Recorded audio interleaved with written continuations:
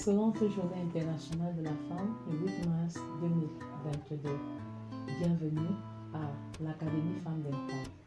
Oui, à l'Académie Femmes d'Impact, nous disons qu'on ne naît pas femme d'impact, mais on le devient. Et si tu ne deviens pas une femme d'impact dans le monde, tu seras une femme impactée par le monde. Oui, parce que si ton mari a un problème, tu as la solution. Et si ton mari a un problème, tu es la solution au nom de l'amour inconditionnel, au nom de la complémentarité et de ce que vous êtes une équipe interdépendante. Alors nous célébrons le 8 mars 2022 sous le thème de égalité homme-femme aujourd'hui pour un avenir durable. Mais quel est le point de vue de l'Académie Femmes d'Impact sur cette question? En fait, Dieu nous crée égaux en termes de valeurs. Il crée l'homme et la femme égaux en termes de valeurs, mais complémentaires en termes de responsabilité de rôle. C'est dit en fait que lorsqu'on parle de manière générale d'égalité, il s'agit de donner les mêmes droits et les mêmes opportunités aux hommes et aux femmes, alors que l'équité renvoie à un traitement différencié entre l'homme et la femme. L'équité, en ce moment, entraîne et engendre l'égalité, ce qui n'est pas le cas dans l'effet inverse. Oui, il est donc important pour nous, à l'Académie Femmes d'Impact, de célébrer le 8 mars avec une différence. Avec une différence en ce sens que, dans la relation conjugale, l'homme est établi et nommé par Dieu comme chef, et cela est non négociable. Il est important que les femmes apprennent à respecter l'ordre divin établi dans la relation conjugale. En ce moment, nous devons éviter toutes sortes de confusions parce que l'homme est l'homme et la femme est la femme. Et cela est essentiel. Et pour mieux comprendre ce que je dis, il est important de voir notre relation conjugale comme une équipe où nous travaillons en personnes interdépendantes, c'est-à-dire nous acceptons nos faiblesses et nous valorisons nos forces pour pouvoir bâtir grand. Parce que dans une équipe, lorsque l'un échoue, l'autre échoue également. L'échec d'un membre dans la relation conjugale est l'échec de toute l'équipe conjugale et il est dangereux qu'une femme entre en compétition avec son mari. Et c'est pourquoi je voudrais vous renvoyer, femmes, à Genèse 2, verset 18, où il est écrit « Il n'est pas bon que l'homme soit seul, je lui ferai une aide semblable à lui. » Nous avons le défi, femmes, d'être de véritables aides pour nos maris, de véritables secours, de véritables appuis dans l'accomplissement de leur mission.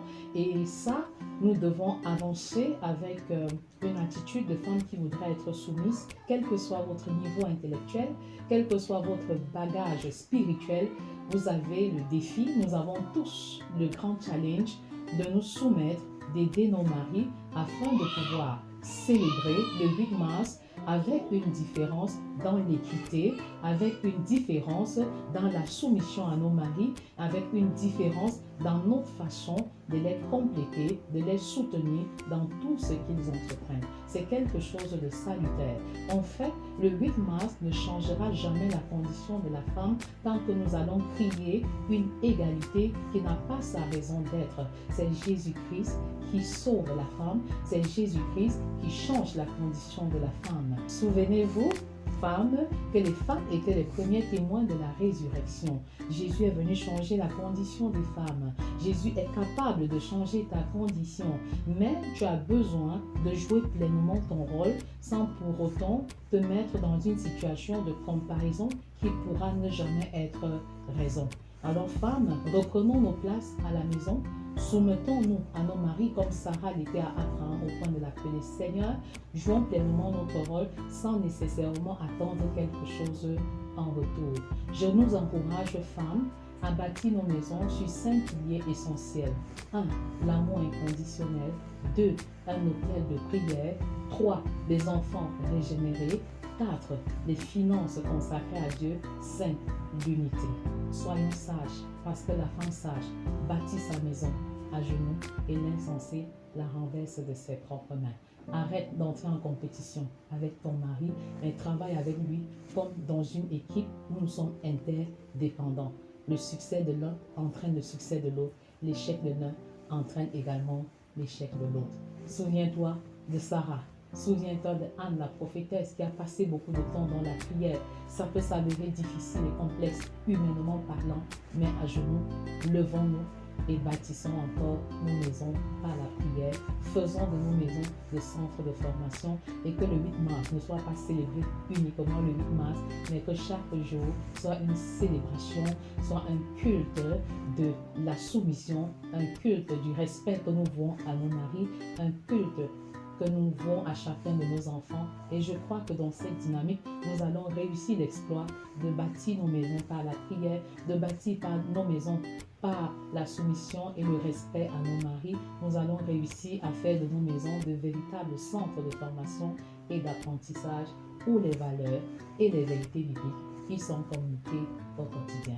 Je t'y encourage vivement, deviens une femme d'impact, car si tu n'es pas une femme d'impact dans le monde, tu seras une femme impactée par le monde. Que Dieu te bénisse. Si vous avez aimé cette vidéo, alors abonnez-vous, activez la cloche de notification, laissez un commentaire, partagez pour restaurer une vie, une famille dans le but d'impacter une nation, le monde entier. Soyez bénis.